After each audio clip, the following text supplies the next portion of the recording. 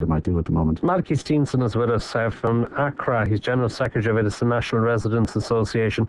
Is this an opportunity, do you think, perhaps for the state to get rid of the waiting lists for social housing? Well, what we would propose, and our figures indicate that there's about 60,000 unsold housing units around the country, and there's 56,000 currently on the housing list. Now, what we would suggest is that the government buys those houses up and immediately removes the housing list. Now, the question that arises is, how much does the state pay for these properties? Sorry, isn't there a second question? Would the people want to go there? Because you keep hearing stories whenever people are offered houses on corporation lists or whatever, they don't like, it's not big enough, or they don't want to live in that particular area. A lot of these houses, for example, might be in rural areas, well away from where the people are on the housing list. Well, them are all matters that would have to be looked into very closely, but there are housing lists in every area.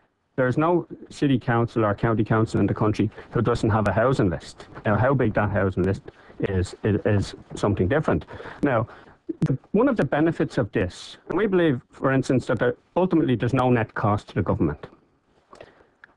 The money that initially is needed can be borrowed under EU guidelines. The state can borrow the money. The state can borrow the money because we believe housing is an infrastructural project. People need houses. And the infrastructural projects can't be confined to roads, for instance. People need houses to live in.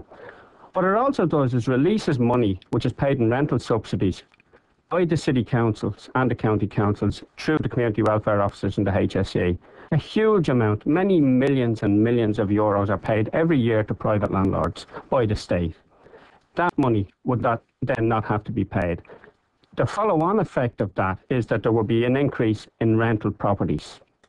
So that people who rent because they want to rent will see a reduced price in those properties, and that would allow people to have more disposable income in their pocket at the end of the week. So that helps people to sustain themselves through this current economic disaster that we're facing. Allied to that, we also don't believe that the state should pay the grossly inflated development costs that were paid for these sites, sold by the people that Mr. Parlon previously represented in the IFA, and now sold on by developers. We believe that the state should pay a minimum price for these houses, and I would suggest that housing prices have a long way to fall yet, and the 30%, which I'd agreed has already been discounted from houses, probably will be more than doubled in discounts. All right, well, let's bring in Tom O'Connor, who's an economics and social policy lecturer in Cork Institute of Technology. The economics of all that, Tom, how do you think it all stacks up? Yeah. Well, just one sub-point I'd like to clear up is in relation to the number of houses that are available to be sold. The figure of 60,000 is like the money supply. It's the narrow money supply. It's the actual narrow amount of houses that are unsold.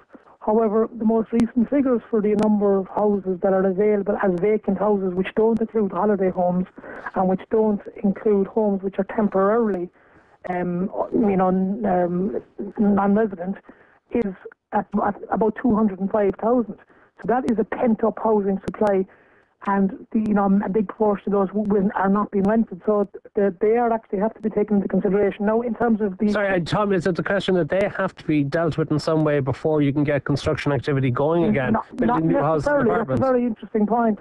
In Germany, for example, at the moment there's nearly 400,000 houses which are on the market or unoccupied. But depending on where you live, there can still be high prices in the area because it's local supply and demand in particular areas. So you can still have marginal price increases even with a supply overhang, but it makes it more difficult for prices to recover. So the idea would be here that the government would buy up maybe. The government has actually been building up the last year about 5,000 a year. NESC estimates the government needs to build 10,000 a year. So if you add the two together, you will arrive at a figure of about 15,000 houses. Now, if you take Malachy's suggestion of discounting, if you discount the current price, the average price, which is about 260,000 euros, discount that by 20%, you arrive at a figure of 215,000, and to build 15,000 at 215,000 this year and the next 3 years will cost 3 billion euros a year, which will be 2 billion euros more than what the government is already committed to spending, which wouldn't. We still have 5 billion a year in the kitty under the Maastricht guidelines, All right, a final point though, Tom O'Connor. A lot of listeners are asking, Why should it that be that certain people get cheap houses when lots of people have now massive mortgages hanging over them? They've bought in the last few years, they bought at inflated prices, were encouraged to do so by all sorts of policymakers. And why, when they have to worry about being able to fund their mortgages, should they see lots of other people get cheap housing? Well, I'm afraid there's no point of compounding an inflated housing market. The housing market was inflated for several years. There is no point in trying to get into that sort of blame game, because we are seeing a correction in the housing system, and it would be foolish to try and artificially prop up house prices when you can't really beat the market, as we've seen on that one. All right, Tom Parlon, go back to finish you. What sort of encouragement are you getting from government with these proposals you're making for a bailout of your industry? Well, again, I would take issue, Matt, with your continue to talk about a bailout. How else would you describe it? We have an economic problem here. Certainly, builders who have unsold houses have a problem. Likewise, the government have a problem in that there's a lot of VAT tied up in those houses. And by attempting to generate some economic activity, which is really, that's why we have an economic crisis at the moment. The income that was previously coming from the construction side has dried up because of because it was a bubble and was unsustainable. Well, perhaps it was overdone, but I think we're gone into... Perhaps? Would you not concede now? Would you not give proud at least to say it was massively overdone? The 88,000 houses we built one year was unsustainable, certainly, but if we get down to a situation where we're only going to build 20 and all of the people in that industry either go broke or leave the country, certainly that's not a good idea going forward either.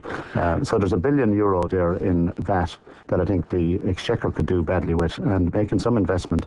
And certainly I appreciate as well the lack of confidence that is out there at the minute. People are choosing not even to buy a newspaper or a cup of coffee, so why would they make the major decision to buy a house at the moment? So I think that's the issue that we have to overcome. But come the 1st of February, we, together with the government, hopefully will be able to bring forward some initiatives and incentives to encourage people to consider and to look at the options, because renting is expensive as well. And I believe there will be options post-February where to buy a house will be a better option financially than to continue renting. So you know something you're not telling us? You've got some sort of thing cooked up with the government. I'm an optimist by nature, Matt. Well, we look forward with great interest to see what has arrived at between the government and the construction sector. Thank you very much, Tom Parlon, Malachy Steenson and Tom O'Connor. We're going to be positive when we come back.